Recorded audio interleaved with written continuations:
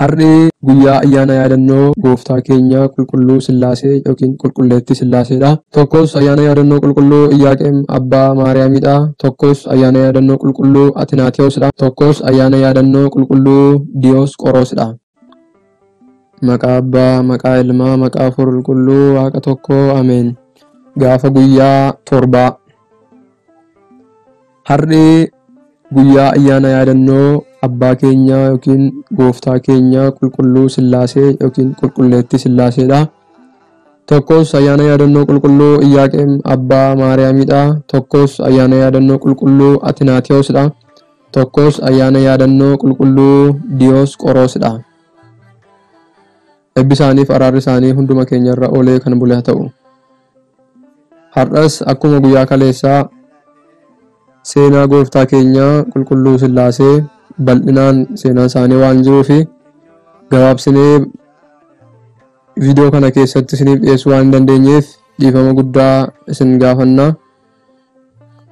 Ayyaanni isaanii kan guyyaa torba irra oole, guyyaan torbaa guyyaa isaan Sodomiif Gamoraatti abidda roobsuudhaan biyya sana balleessanidha.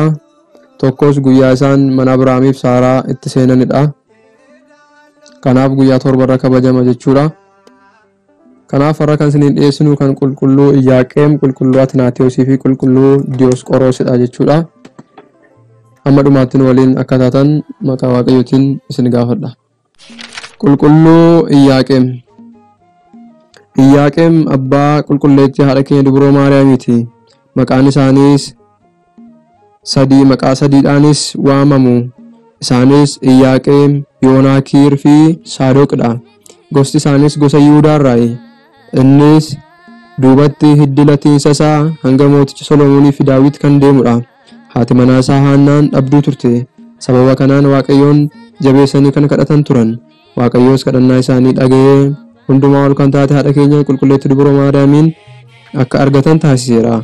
Innis Waaqayyoof gammachuudhaan aarsaa dhiyeesseera.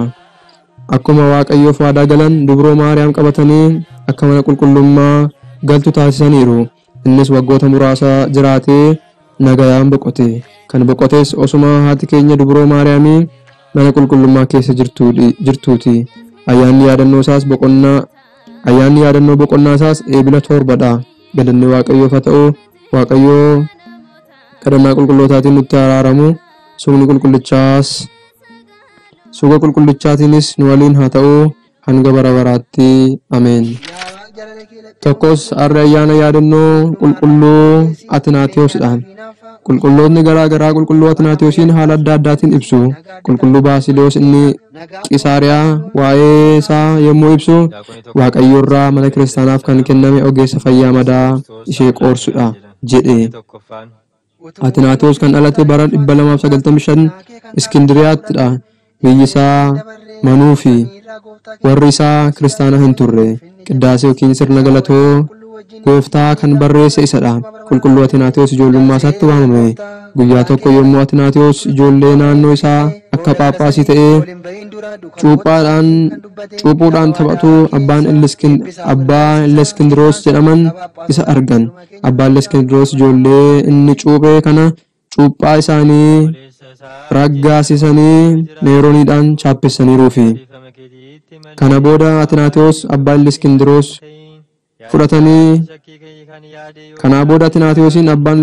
fudhatanii barumsa amantaa isaa sirrii barsiisaa guddisanii. Waggaa 23 isaattis dursaa diyaaqonii ta'e. Atinaatiyoos barsiisaa isaa Iskindroos duuka bu'ee bara 325 yaa'ii Niiqiyaa irratti argameera. Innis barreessaa yaa'ichaa ta'ee tajaajileera. Kadhannaa hundee amantaa kan wixine isadha.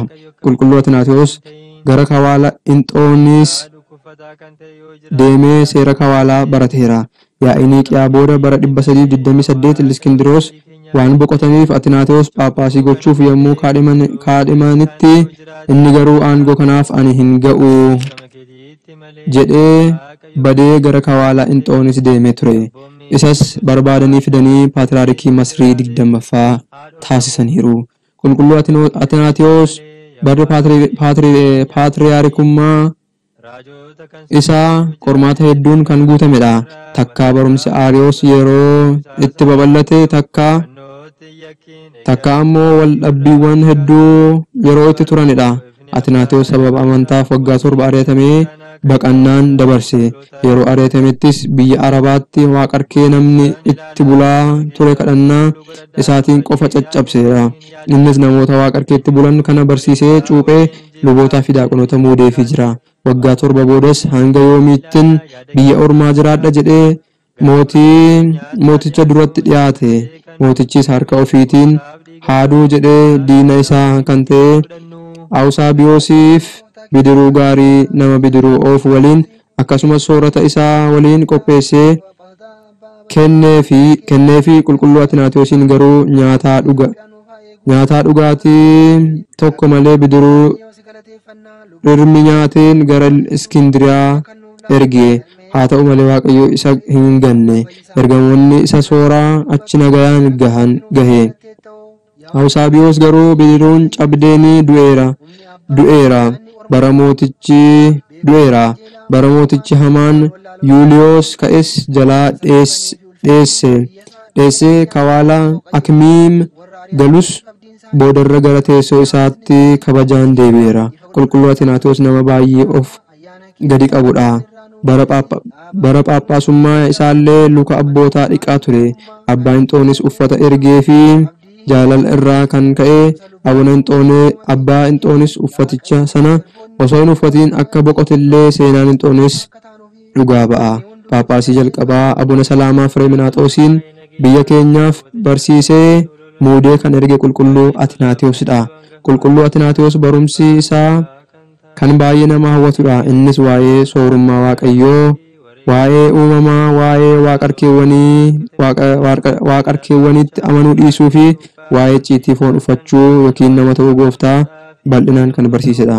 Qulqulluun kun barumsa inni barsiise irraa kan ka'e akkuma duuka bu'ootaatti ilaalama.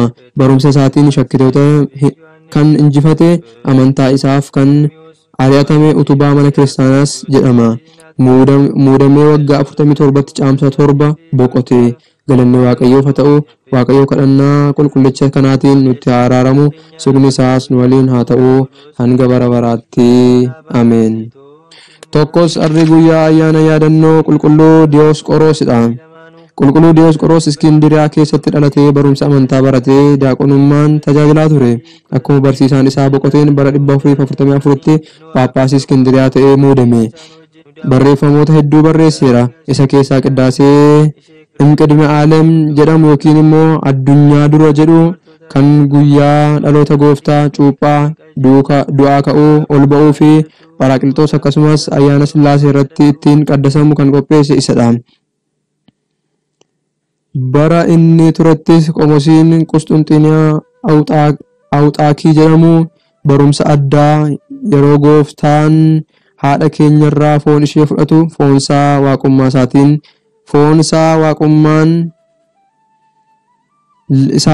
waaqummaan isaatiin liqinfame jedhee barsiisa ture. Kanaaf Gooftaan kan nama ta'ee jijjiirameeti jedhee barsiisa ture. Sababa kanaan yaa'iin Kelqeedoon walitti qabame. Kunis bara 451ttidha. Qulqulluu Diyoosqoroos yaa'icha irratti ni argame. Paappaasii Roomaa Liyoon barreeffama ejjennoo isaa ibsu ergee ofiif yaa'icha irratti osoo hin argamiin hafe. Yeroo barreeffamichi dubbifamu Kiristoos amala 2 qaba kan jedhudha. Yeroo kana qulqulluu Diyoosqoroos kun gantummaadha jedhee barreeffamicha isaa ni tarsaase. Yommus mootichi Liyoon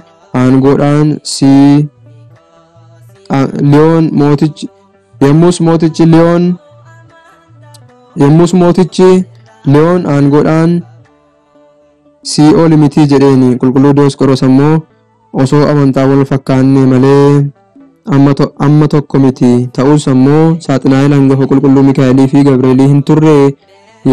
Yommuu balleessetti garuu aangoo isaa irraa ni bu'e jedheen. Yeroo kana mootichi aaree nan ajjeesa jedhe. Episkooposoonni garuu dhiisii haa ari'atamu jedhaniini. Innis ni ari'atame.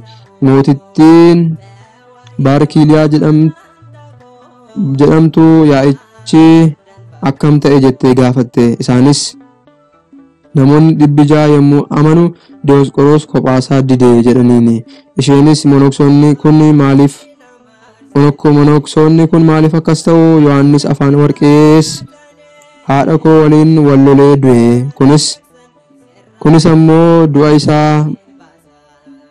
isaa barbaada jette.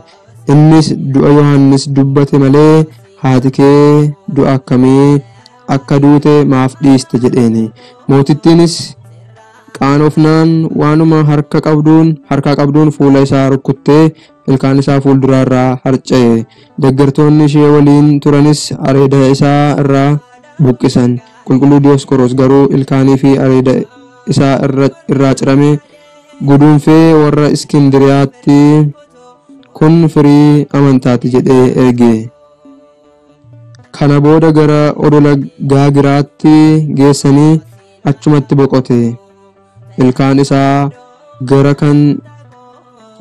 garuu kan halkan ifu, areedni isaas kan dhukkubsataa fayyisu ta'e. Ayyaanni yaadannoo isaas fulbaana 7dha. Galatni Waaqayyoof haa ta'u. Waaqayyoo kadhannaa qulqullicha kanaatiin nutti haa araaramu. Sobni isaas nu waliin haa ta'u hanga bara baraatti. Ameen.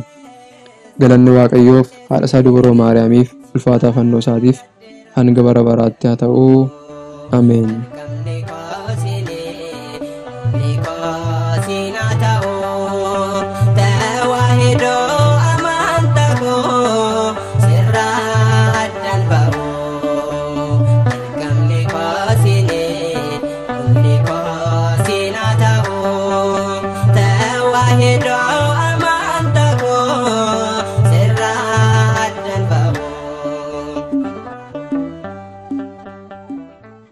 ገብርኤል ማርያም